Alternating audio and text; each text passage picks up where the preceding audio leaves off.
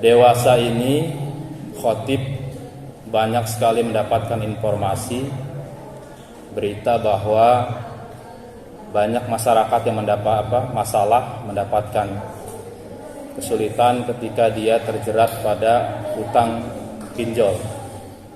Banyak sekali informasi yang khotib dapatkan, baik di masyarakat umum maupun di media sosial, berita dan sebagainya. Terakhir mungkin kita juga mendapati berita ada seorang karyawan minimarket yang bunuh diri. Setelah ditelusuri ternyata dia stres karena terlibat hutang pinjol yang luar biasa besar. Kemarin pun khotib masih mendapatkan berita ada seorang anak muda mahasiswa yang merekayasa dirinya seolah-olah dia dirampok oleh penjahat di jalan dengan sengaja melukai dirinya sendiri dan melapor ke polisi bahwa dia telah mengalami perampokan. Telah diselidiki ternyata laporannya palsu, dia hanya ingin menghindar tagihan debt collector dari pinjol. Banyak sekali informasi akhir-akhir ini, termasuk masyarakat di sekitar kita. Ada orang tua yang terkaget-kaget ketika anaknya ternyata terlibat hutang pinjol yang jumlahnya besar sekali. Ini miris sekali, karena ini realita kita pada hari ini. Memang banyak sebabnya mengapa pada dewasa ini orang mudah sekali terlibat pada hutang pinjol. Saya menyebutnya dengan rentenir di era digital. Padahal kita sebagai seorang muslim harusnya paham bahwa yang namanya pinjaman, baik yang offline maupun online, ketika dia berbunga maka itu dihukumi riba. Walaupun banyak mungkin sebabnya di antara kita bisa terlibat hutang pinjol, hutang dengan rentenir, di antara salah satunya adalah kemudahan memang. Sekarang banyak sekali aplikasi-aplikasi marketplace, bahkan aplikasi pinjol dan sebagainya yang mudah sekali untuk kita akses. Yang tadinya kita harus menggunakan pinjaman ke bank dengan berbagai macam persyaratan, harus disurvei dan sebagainya. Dengan pinjol kita hanya menggunakan KTP saja sudah mendapatkan pinjaman kurang dari 24 jam. Mudah sekali. Kedua juga mungkin kesulitan ekonomi masyarakat kita pada hari ini yang membutuhkan dana dengan cepat. Itu mungkin sebab-sebab yang bisa kita lihat secara lahiriah. Tapi khotib menganalisa bahwa sebenarnya ada sebab yang lebih mendasar daripada itu. Yaitu apa? Ketidakpahaman kita tentang hukum bunga atau riba. Padahal dalam agama kita dosa riba ini termasuk dosa yang sangat besar. Imam Malik pernah ditanya, dosa apa yang paling membinasakan setelah meminum khamr? Imam Malik tidak langsung menjawab. Dia merenung 2 hari dan besoknya baru dia memberikan jawaban. Dosa yang paling membinasakan setelah meminum khamr adalah memakan riba. Memang riba ini penyakit lama. Dari masa jahiliyah, bahkan sebelum masa Rasulullah datang, riba ini sudah menjadi kebiasaan, sudah mengakar dan mendarah daging kebiasaan. Transaksi-transaksi di masa jahiliyah memang sudah menggunakan sistem riba. Oleh karenanya, syariat kita dalam memberikan pelarangan riba ini, pengharaman riba ini, tidak langsung menurutkan satu ayat mengharamkan riba. Tidak. Mengapa? Karena kebiasaan memakan riba ini memang sudah menjadi kultur, menjadi budaya di masyarakat jahiliyah pada waktu itu. Maka Allah Subhanahu wa taala menurunkan syariatnya pengharaman riba ini sampai 4 tahapan. Mirip dengan pengharaman khamr, minuman yang memabukkan. Masyarakat jahiliyah selain terbiasa dengan riba juga terbiasa dengan minuman yang memabukkan, khamr. Maka kedua kebiasaan ini dilarang oleh syariat dengan cara bertahap, sama 4 tahapan. Kalau riba tidak langsung dikatakan itu haram oleh Allah Subhanahu wa taala. Tahapan yang pertama ada dalam surat Ar-Rum ayat 39. Allah membantah, Allah merubah persepsi bahwa memberikan hutang riba adalah sebuah kebajikan. Karena masyarakat jahiliyah menganggap itu sebuah kebaikan. Menolong orang yang butuh uang, memberikan hutang kepada orang yang membutuhkan, lalu nanti pengembaliannya dengan bunga. Mereka menganggap itu sebuah kebaikan karena menolong orang. Allah bantah itu di dalam surat Ar-Rum ayat 31. Belum dikatakan haram.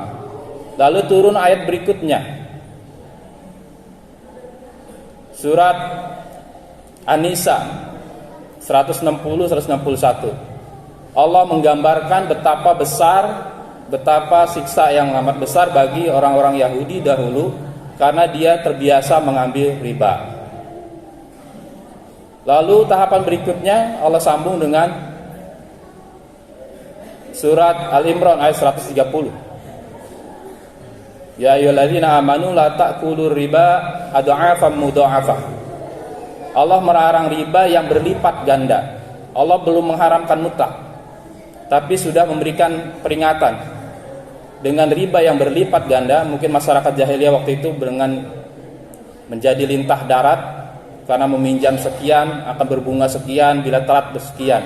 Maka ada terminologi yang disebut dengan riba jahiliyah. Riba jahiliyah itu kebiasaan masyarakat jahiliyah ketika dia memberikan hutangan, memberikan piutang kepada orang yang membutuhkan, ketika tidak terlambat membayarnya dari jatuh tempo, dia akan tetap pada pokoknya. Tapi ketika telat, dia akan diberikan kompensasi dengan syarat berbunga. Dikasih waktu bertempo, telat lagi, berbunga lagi. Itu yang disebut dengan mudha'afah. Jadi berlipat-lipat. Ini disebut dengan riba jahiliyah. Mirip dengan hari ini dengan pinjol. Salah satu aplikasi memberikan pinjaman biasanya dengan syarat yang sangat mudah, hanya KTP, dapat pinjaman, ketika telat kena denda. Ada satu kasus, seorang mahasiswa, dia punya satu utang pinjol dengan hanya ratusan ribu. Karena tidak mampu membayar, didiamkan, ditagih, dia abaikan. Setelah 1 tahun menjadi belasan juta. Hanya hutang ratusan ribu. Ini disebut dengan riba yang berlipat-lipat. Baru di tahap keempat Allah Subhanahu wa taala mengharamkan mutlak bahwa riba adalah haram dan Allah akan memerangi orang yang melakukan dan memakan riba. Ya ayyuhalladzina amanu la ta'kulur riba. Ya ayyuhalladzina amanu taqullaha wa dharu ma baqiya minar riba in kuntum mu'minin. Jadi fa illam taf'alu fa'danu biharbi minallahi wa rasulih. Jadi hai orang-orang yang beriman, bertakwa, tinggalkan riba. Dan siapa yang menentang ketetapan ini, yang sudah Allah kasih ketetapannya bahwa riba adalah haram, maka Allah dan Rasulnya akan memeranginya. Jadi asbabun nuzul dari ayat ini Al-Baqarah 278, bahwa dulu di Taif ada satu suku Bani Mughirah. Mereka terbiasa hutang piutang dengan riba. Ketika mereka masuk Islam dan mereka masih punya hutang, ketika ditagih mereka menolak untuk membayarkan hutangnya dengan bunganya. Lalu diadukan ini kepada gubernur Taif itu, lalu diadukan kepada Rasulullah. Lalu Rasulullah turunlah ayat ini Al-Baqarah 278 ini. Maka mutlak riba adalah haram. Tidak ada alasan besar ataupun kecil ketika seseorang meminjamkan uang, meminjamkan pinjaman dengan pengembalian yang dengan berlebih, maka dia adalah riba. Karena riba secara bahasa adalah ziyadah, tambahan dari harta pokok. Ketika transaksi kita meminjamkan sesuatu ke seseorang dan orang kita mendapatkan kemanfaatan dari pinjaman itu, entah bunga, entah fasilitas, entah kemudahan dari nasabah kita, maka itulah adalah riba. Memang riba ini terkadang membuat orang kehilangan akal. Bayangkan saja, ada orang yang rela bunuh diri, ada orang yang rela membunuh debt collector kejadian 1 tahun lalu di Ciputat. Karena dia terlilit utang pinjol dan ditagih dan dia rela membunuh hanya karena utang riba. Memang Allah sudah gambarkan, alladzina ya'kuluna riba la yaqumuna illa yaqumul ladzi yatakhabbash syaitanu minal mas. Jadi memang orang yang memakan riba ini tidak bisa berdiri kecuali seperti orang gila ya, karena kerasukan setan. Para mufasir menafsirkan ayat ini bahwa nanti di akhirat orang yang biasa makan riba di akhirat akan dibangkitkan dalam keadaan seperti orang gila yang kerasukan setan. Tapi memang pada saat di dunia pun sudah bisa kita lihat orang bisa kehilangan akal sehatnya karena riba, baik sebagai peminjam atau yang minjam. Sebagai peminjam, banyak orang jadi kehilangan akal karena kemudahan dari riba, misalnya dari pay later misalnya. Karena itu sebenarnya adalah hutang, diberikan kemudahan oleh marketplace bahwa dia bisa berbelanja dengan cara berhutang, tidak terkendali, jadi sangat konsumtif. Hal-hal yang tidak kita butuhkan kita beli karena kemudahan, jadi kehilangan akal kita. Begitupun para rentenir, dia akan kehilangan rasa hati nuraninya dengan meminjamkan, tidak peduli orang akan sengsara, tidak peduli orang akan jatuh miskin, dengan memberikan bunga yang berlipat-lipat. Naudzubillah. Kita sebagai muslim yang senantiasa berusaha untuk meningkatkan keimanan dan ketakwaan kita kepada Allah Subhanahu wa taala, sebaiknya jauhi dari kita daripada transaksi-transaksi riba, baik pinjam meminjam maupun jual beli. Karena dalam riba ini dibagi dalam kedua transaksi ini. Ada riba dalam transaksi pinjam meminjam, ada riba dalam transaksi jual beli.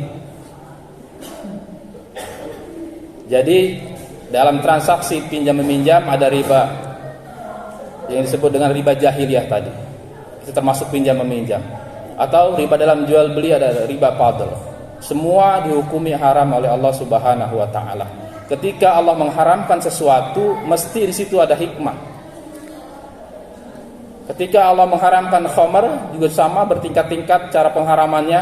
Di situ ada kemudaratan yang luar biasa. Ketika orang sudah meminum khamar, hilang kesadaran, meninggalkan perintah Allah, mengerjakan maksiat dan sebagainya. Begitupun riba.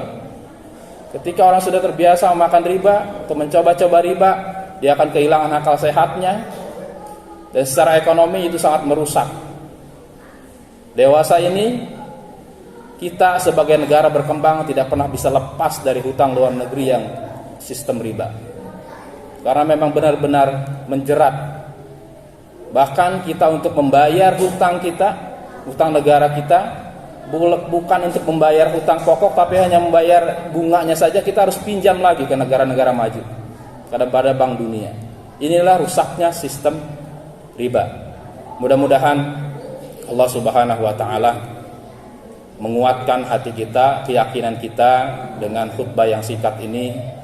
Kita bertekad untuk tidak bersentuhan dengan riba, tidak bersentuhan dengan pinjaman online maupun yang offline. Kita pahami betul bahwa sekiranya hutang itu akan membawa pada pengembaliannya dengan lebih, maka itu sudah ciri-ciri bahwa itu adalah riba. Mudah saja. Atau analisa sederhananya adalah maghrib. Ketika transaksi berbau maisir, judi, gambling, untung-untungan, dan ada juga gharar, ketidakjelasan dalam akadnya, dan yang ketiga adalah riba. Maghrib.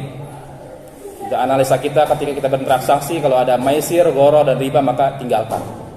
Mudah-mudahan Allah memberikan taufik dan hidayah pada kita semua agar kita senantiasa dijauhkan dan berusaha menjauhi transaksi-transaksi yang riba ini, karena konsekuensinya luar biasa baik di dunia maupun di akhirat.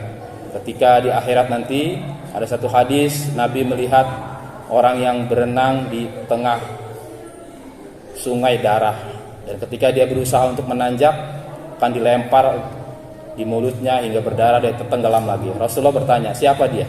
Dia adalah orang yang makan riba di dunianya. Naudzubillah. Mudah-mudahan bermanfaat. Barakallahu wa lakum fil Qur'anil azim wa nafa'ani wa iyyakum bil ayati wa dzikril hakim wa taqabbala minni wa minkum tilawatahu was samiul alim. Aqulu qawli hadza wa astaghfirullah li wa lakum walisairil muslimina wal muslimat wal mu'minina wal mu'minat fastaghfiru innahu huwal